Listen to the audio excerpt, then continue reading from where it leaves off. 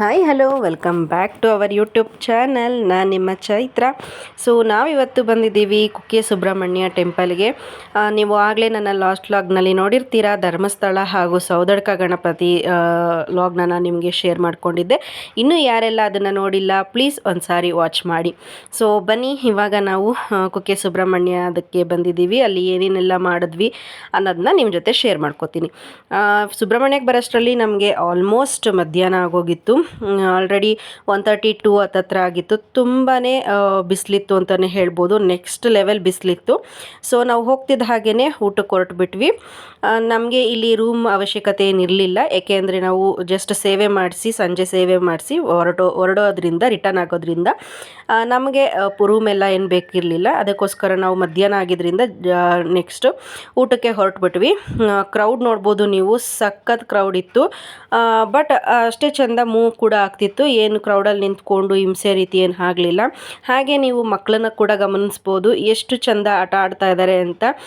ಅವ್ರಿಗೆ ಅಷ್ಟು ಸ್ಟ್ರೈನ್ ಆಗಿದ್ರು ಕೂಡ 2 ಡೇಸಿಂದ ಕರೆಕ್ಟಾಗಿ ನಿದ್ದೆ ಕೂಡ ಆಗಿಲ್ಲ ಪಾಪ. ಹಾಗಿದ್ರೂ ಆರಾಮಾಗಿ ಎಂಜಾಯ್ ಮಾಡಿಕೊಂಡು ಖುಷಿಯಾಗಿ ನಮ್ಮ ಎನರ್ಜಿ ಲೆವೆಲ್ಗಿಂತ ಹೆಚ್ಚಾಗೇ ಅವ್ರಿಗೆ ಎನರ್ಜಿ ಇತ್ತು ಅಂತ ಹೇಳ್ಬೋದು. ಅಷ್ಟು ಚೆಂದ ಆಟ ಆಡ್ಕೊಂಡಿದ್ರು. ಹಾಗೆ ನಾವಿಲ್ಲಿ ಊಟಕ್ಕೆ ಕೂಡ ಬಂದ್ವಿ.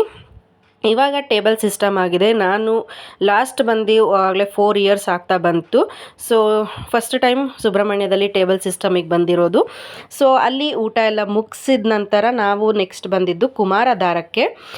ಇದು ಸುಬ್ರಹ್ಮಣ್ಯ ಟೆಂಪಲ್ಲಿಂದ ಒಂದು 1.5 ಕಿಲೋಮೀಟರ್ಸ್ ಏನೋ ಇದೆ ಅಂತ ಅಂದ್ಕೊತೀನಿ. ಎಕ್ಸಾಕ್ಟಾಗಿ ನನಗೆ ಗೊತ್ತಿಲ್ಲ. ಸೊ ಇಲ್ಲಿ ಬಂದ್ವಿ. ಇಲ್ಲಿ ನಾವು ಎಲ್ಲರೂ ಏನೂ ಸ್ನಾನ ಮಾಡೋದಕ್ಕೆ ಇಳಿಲಿಲ್ಲ, ಯಾಕೆಂದರೆ ಬೆಳಗ್ಗೆ ತಾನೇ ಧರ್ಮಸ್ಥಳದಲ್ಲಿ ಮಾಡಿದ್ವಿ. ಅದಕ್ಕೋಸ್ಕರ ಮಕ್ಕಳಿಗೆ ಆಟಾಡ್ಸೋದಕ್ಕೆ ಅಂತ ಮೇಯ್ನ್ ಇಂಟೆನ್ಷನ್ ಇದ್ದಿದ್ದು, ಮಕ್ಕಳಿಗೆ ಆಟಾಡ್ಸೋಣ ಅಂತ ಹೇಳಿ ಕುಮಾರಧಾರಕ್ಕೆ ಬಂದಿದ್ದೀವಿ. ನೀರು ಲೆವೆಲ್ ಕೂಡ ಏನು ತುಂಬಾ ಹೈ ಇರಲಿಲ್ಲ. ಮಕ್ಕಳಿಗೆ ಆರಾಮಾಗಿ ಆಟಾಡೋ ಅಷ್ಟು ಕೂಡ ಚೆಂದ ಇತ್ತು. ತುಂಬಾ ಫ್ಲೋ ಕೂಡ ಇರಲಿಲ್ಲ. ಬಟ್ ಸಂಜೆ ಆಗ್ತಾ ನೀರು ಲೆವೆಲ್ ಜಾಸ್ತಿ ಆಗ್ತು ಅಂತಲೇ ಹೇಳ್ಬೋದು. ನೋಡ್ಬೋದು ನೀವು, ಮಕ್ಕಳೆಲ್ಲ ರೆಡಿಯಾಗಿದ್ದಾರೆ ನೀರಿಗೆ ಇಳಿಯೋದಕ್ಕೆ. ಸೊ ತುಂಬಾ ಖುಷಿಪಟ್ಟರು, ತುಂಬಾ ಚೆಂದ ಆಟ ಆಡಿದ್ರು. ಅವ್ರನ್ನ ನೋಡ್ತಾ ನಾವು ಕೂಡ, ನಾನು, ಅಮ್ಮ, ಅಪ್ಪ 3 ಜನನು ದಡದಲ್ಲಿ ಕೂತ್ಕೊಂಡು ಅವ್ರನ್ನ ಪಿಕ್ಚರ್ಸ್ ಕ್ಯಾಪ್ಚರ್ ಮಾಡೋದು, ಅವ್ರನ್ನ ನೋಡ್ಕೊಂಡು ಕೂತ್ಕೊಳ್ಳೋದು ಮಾಡ್ತಾ ಕೂತಿದ್ವಿ. ನನ್ನ ತಂಗಿ ಹಾಗೂ ಪಾಪು, ನನ್ನ ಹಸ್ಬೆಂಡ್, ನನ್ನ ತಂಗಿ ಹಸ್ಬೆಂಡ್, ನನ್ನ ಮಗ ಎಲ್ಲರೂ ಕೂಡ ನೀರಿಗೆ ಇಳಿದ್ರು. ಅವ್ರು 3 ಜನನು ತುಂಬ ಒದ್ದೆ ಆದರು. ನನ್ನ ತಂಗಿ ಮತ್ತು ನನ್ನ ತಂಗಿ ಹಸ್ಬೆಂಡ್ ಇಬ್ಬರೂ ಜಸ್ಟ್ ಕಾಲು ಮುಳುಗೋ ತನಕ ಅಷ್ಟೇ ಹೋಗಿದ್ದು. ಅವಳು ಮಗಳಿಗೆ ಆಟಾಡ್ಸೋದಕ್ಕೆ ಅಂತ ಹೇಳಿ ಅವಳು ಕೂಡ ಇಳಿದ್ಲು.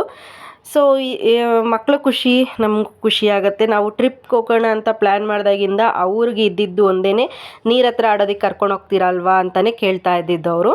ಸೊ ಫೈನಲಿ ನೇತ್ರಾವತಿ ನದಿಗಂತೂ ನಾವು ಹೋಗೋದಕ್ಕಾಗಲಿಲ್ಲ. ಸೊ ಇಲ್ಲಿಗೆ ಬಂದು ಆಟಾಡ್ತಾ ಇದ್ದಾರೆ.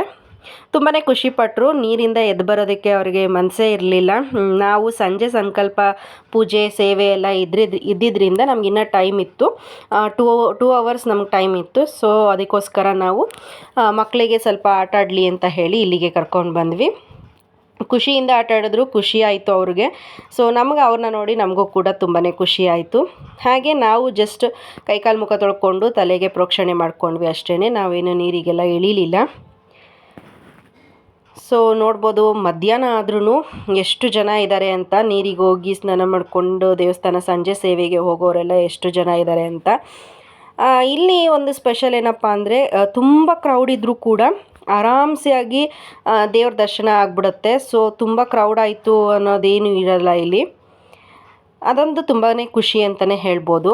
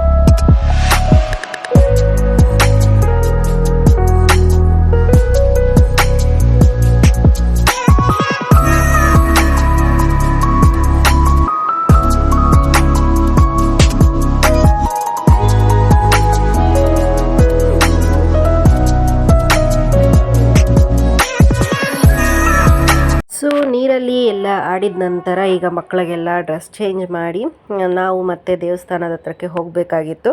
ಸೊ ನಾವು ಕೂಡ ಮುಖ ತೊಳ್ಕೊಂಡಿದ್ದರಿಂದ ಹಾಗೆ ಸ್ವಲ್ಪ ಟಚಪ್ ಕೂಡ ಮಾಡಿಕೊಂಡು ಸೊ ನೆಕ್ಸ್ಟ್ ನಮ್ಮ ಜರ್ನಿನ ಮತ್ತೆ ಟೆಂಪಲ್ ಕಡೆಗೆ ಮುಂದುವರಿಸ್ತಾ ಇದ್ದೀವಿ.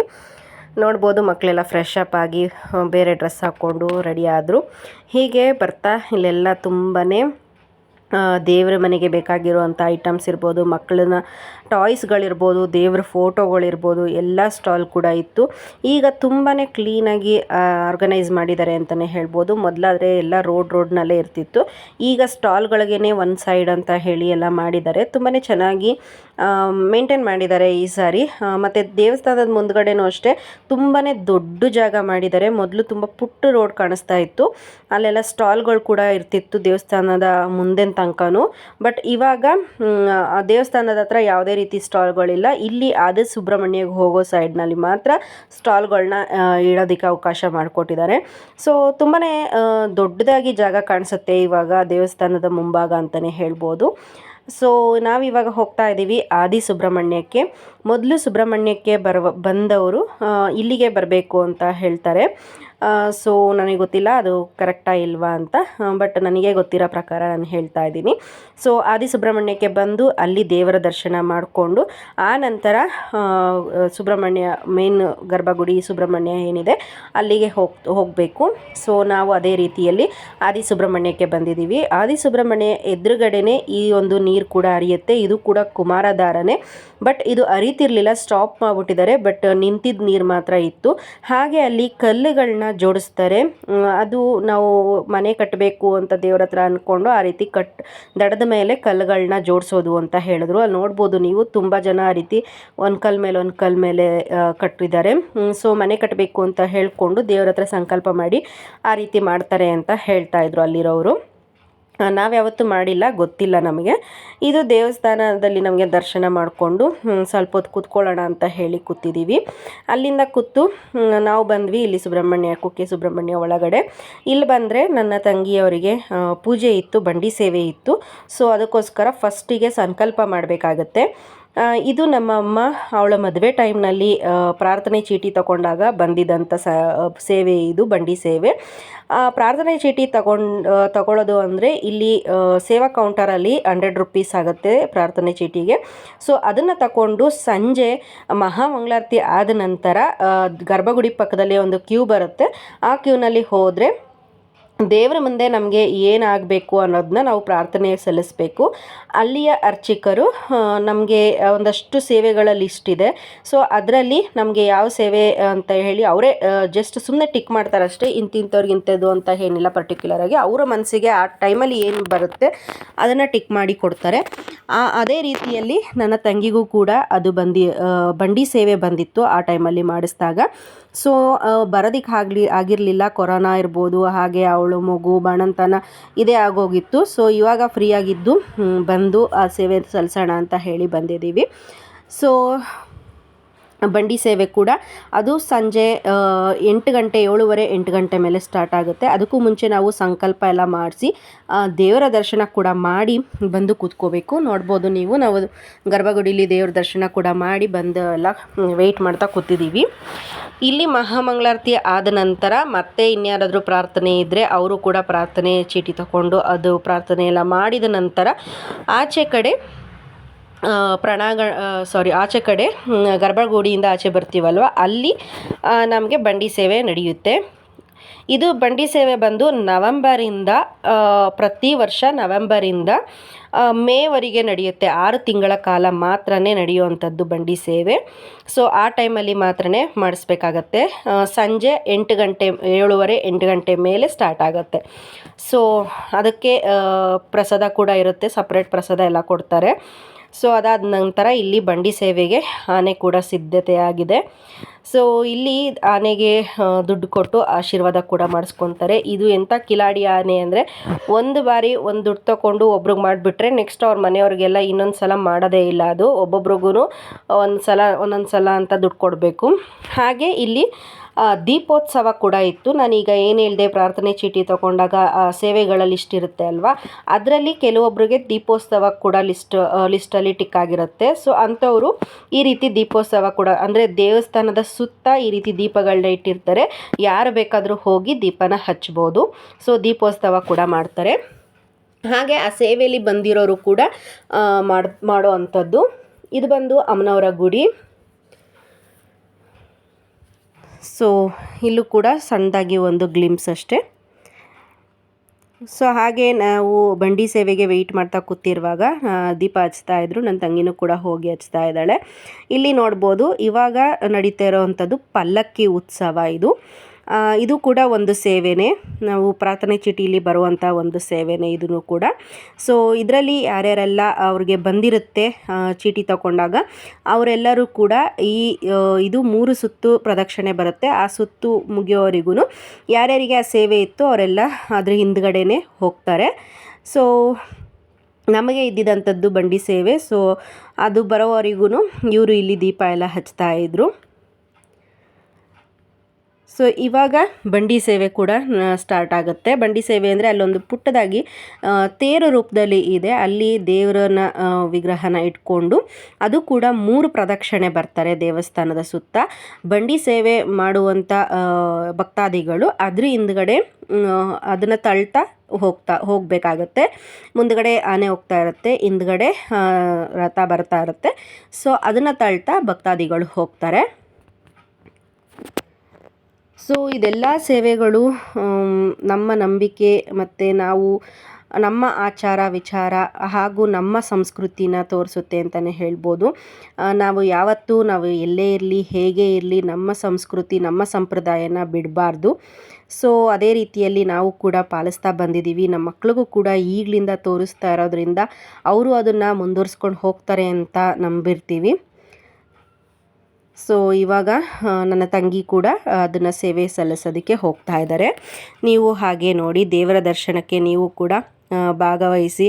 ಹಾಗೂ ದೇವರ ಕೃಪೆ ನಿಮ್ಮೆಲ್ಲರ ಮೇಲೆ, ಈ ವಿಡಿಯೋ ಯಾರ್ಯಾರು ನೋಡ್ತಿದ್ದೀರಾ ಎಲ್ಲರ ಮೇಲೆ ಇರಲಿ. ನೀವೇನೇ ಸಂಕಲ್ಪ ಮಾಡ್ಕೊಂಡಿದ್ರು ಅದೆಲ್ಲ ಈಡೇರಿಸಲಿ ಅಂತ ನಾನು ಆ ಭಗವಂತನಲ್ಲಿ ಕೇಳ್ಕೊತೀನಿ. ಹೋಗು, ತಳ್ಕೊಂಡಂಗೆ ಜೊತೆಲಿ ಹೋಗು. ಬಾ, ನೀನು ಇಲ್ಲಿ ನಿಂತ್ಕೊ. ಇಲ್ಲೇ ಇರು ಚಾರ್ವಿ.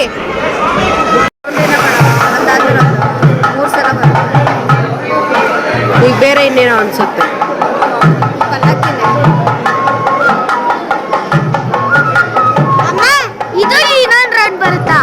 ನೋಡೋಣ.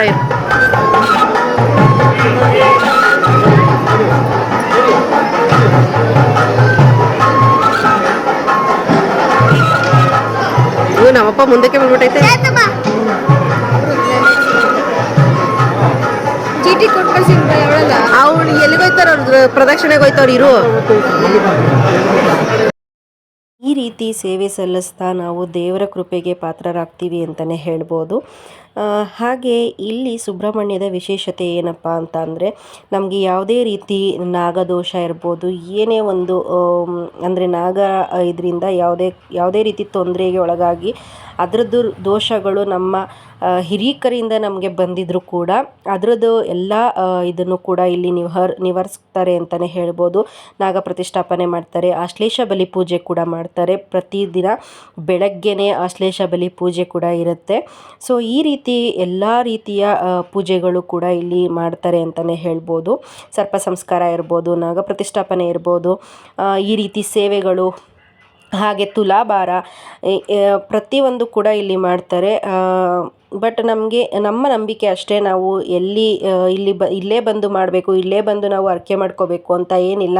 ನಾವು ಇರುವಂಥ ಸ್ಥಳದಲ್ಲೇ ನಮ್ಮ ಭಕ್ತಿಯಿಂದ ನಾವು ಕೈ ಮುಗಿದು ನಮಗೇನು ಬೇಕೋ ಅದನ್ನು ನಾವು ಮನಸಾರೆ ಕೇಳಿಕೊಂಡು ನಾವು ಆದ ನಂತರ ನಮ್ಮನ್ನು ಅಲ್ಲಿ ಕರೆಸ್ಕೊ ಅಂತ ಹೇಳಿ ಅಲ್ಲಿಗೆ ನಾವು ಏನು ಅಂದ್ಕೊಂಡಿದ್ದೀವಿ ಅದಾದ ನಂತರ ನಮ್ಮನ್ನು ಅಲ್ಲಿ ಕರೆಸ್ಕೊ ಅಂತ ಬೇಡ್ಕೊಂಡ್ರೆ ತಂದೆ ಖಂಡಿತವಾಗ್ಲೂ ಅದನ್ನು ಈಡೇರಿಸಿ ಕರೆಸ್ಕೊತಾನೆ ಅಂತಲೇ ಹೇಳ್ಬೋದು. ದೇವರ ಅನುಗ್ರಹ ಇಲ್ದಿರ, ದೇವರ ಅಪ್ಪಣೆ ಇಲ್ದಿರ ನಾವು ಅಲ್ಲಿಗೆ ಹೋಗೋದಕ್ಕಾಗೋದಿಲ್ಲ. ಹಾಗೆ ನಾವು ಈ ಎಲ್ಲ ಸೇವೆಗಳನ್ನು ಕೂಡ ಮಾಡಿ ಇವಾಗ ಪ್ರಸಾದ ಕೂಡ ತಗೊತಾ ಇದ್ದೀವಿ ಮನೆಗೆ. ಹಾಗೆ ನಿಮಗೆ ಇನ್ನೊಂದು ಹೇಳಲೇಬೇಕು, ಈ ರೀತಿ ಸೇವೆಗಳನ್ನ ಮಾಡಿಸಿದಾಗ ಆ ಚೀಟಿನ ತೋರಿಸಿ ನೀವು ಬೇರೆ ಕಡೆ ಇನ್ನೊಂದು ಊಟಕ್ಕೆ ಇದೆ, ಅಲ್ಲಿಗೆ ಕೂಡ ನೀವು ಹೋಗ್ಬೋದು. ನೀವು ರಶ್ಶಲ್ಲಿ ಹೋಗಬೇಕು ಅಂತ ಏನಿಲ್ಲ. ಸರ್ಪ ಸಂಸ್ಕಾರ ಅಥವಾ ರಾಗ ಪ್ರತಿಷ್ಠಾಪನೆ, ಈ ರೀತಿ ಬಂಡಿ ಸೇವೆ, ಪಲ್ಲಕ್ಕಿ ಉತ್ಸವ ಈ ರೀತಿ ಮಾಡಿರೋರಿಗೆ ಸಪ್ರೇಟ್ ಊಟದ ವ್ಯವಸ್ಥೆ ಇರುತ್ತೆ. ಸೊ ನಮಗೂ ಕೂಡ ಗೊತ್ತಿರಲಿಲ್ಲ, ಆಮೇಲೆ ಗೊತ್ತಾಯಿತು ಬೇರೆ ಯಾರೋ ಹೇಳಿದಾಗ. ಸೊ ಇದೊಂದು ಇನ್ಫಾರ್ಮೇಷನ್ ನಿಮಗೂ ಕೂಡ. ಹಾಗೆ ನಾವು ಮುಗಿಸಿ ಈಗ ನಮ್ಮ ಪಯಣ ನಮ್ಮ ಊರಿನ ಕಡೆಗೆ. ಸೊ ಇದು ಲಾಸ್ಟ್ ಗ್ಲಿಮ್ಸ್ ನಮ್ಮ ಸುಬ್ರಹ್ಮಣ್ಯದು ಅಂತಲೇ ಹೇಳ್ಬೋದು. ಸೊ ಆಲ್ಮೋಸ್ಟ್ ಎಲ್ಲರೂ ಟಯರ್ಡ್ ಆಗಿದ್ವಿ, ಬಟ್ ಮಕ್ಕಳು ಮಾತ್ರ ಅಷ್ಟೇ ಎನರ್ಜಿ ಆಗಿದ್ದರು ಅಂತಲೇ ಹೇಳ್ಬೋದು. ಸೊ ಇದೆಲ್ಲ ವಿಡಿಯೋ ನಿಮಗೆ ಇಷ್ಟ ಆಗಿದೆ ಅಂತ ಭಾವಿಸ್ತೀನಿ. ಹಾಗೆ ನಮ್ಮ ಟ್ರಿಪ್ಪಿನ ಲಾಗ್ ಕೂಡ ಇದು ಎಂಡ್ ಆಗುತ್ತೆ. ಇನ್ಮೇಲೆ ಡೈಲಿ ಲಾಗ್ಸ್ ಅಥವಾ ಬೇರೆ ಏನಾದರೂ ಬರುತ್ತೆ ಅಂತ ಹೇಳ್ತೀನಿ. ಸೊ ಈ ವಿಡಿಯೋ ನಿಮಗೆ ಇಷ್ಟ ಆದಲ್ಲಿ ಲೈಕ್ ಮಾಡಿ, ಕಮೆಂಟ್ ಮಾಡಿ, ಶೇರ್ ಮಾಡಿ. ಇನ್ನು ಯಾರೆಲ್ಲ ನನ್ನ ಚಾನಲ್ನ ಸಬ್ಸ್ಕ್ರೈಬ್ ಮಾಡ್ದಿರಾ ನೋಡ್ತಿದ್ದೀರಾ, ಪ್ಲೀಸ್ ಸಬ್ಸ್ಕ್ರೈಬ್ ಮಾಡ್ಕೊಂಡು ನೋಡಿ. ಸಬ್ಸ್ಕ್ರೈಬ್ ಮಾಡಿರೋರು ನಿಮ್ಮ ಫ್ಯಾಮಿಲಿ ಆ್ಯಂಡ್ ಫ್ರೆಂಡ್ಸ್ಗೂ ಕೂಡ ಶೇರ್ ಮಾಡಿ. ಸೊ ಸಿಗೋಣ ಮತ್ತೊಂದು ವಿಡಿಯೋದಲ್ಲಿ. ಅಲ್ಲಿವರೆಗೂ ಎಲ್ಲರಿಗೂ tata, bye bye, see you in the next vlog. So lots of love. ತುಂಬ ಚಂದ ರೆಸ್ಪಾನ್ಸ್ ಮಾಡ್ತಾ ಇದ್ದೀರಾ ನನ್ನ ವಿಡಿಯೋಗೆ. ತುಂಬ ಖುಷಿ ಆಗ್ತಾ ಇದೆ. ಹೀಗೆ ಸಪೋರ್ಟ್ ಮಾಡಿ ಅಂತ ಕೇಳ್ಕೊತೀನಿ. ಸೊ ನಾವು ಕೂಡ ಮನೆಗೆ ರೀಚ್ ಆದ್ವಿ. ಸಿಗೋಣ ಮತ್ತೊಂದು ವಿಡಿಯೋದಲ್ಲಿ. ಅಲ್ಲಿವರೆಗೂ ಎಲ್ಲರೂ ಆರೋಗ್ಯವಾಗಿರಿ, ಆರಾಮಾಗಿರಿ. So see you in the next vlog. Thank you for watching.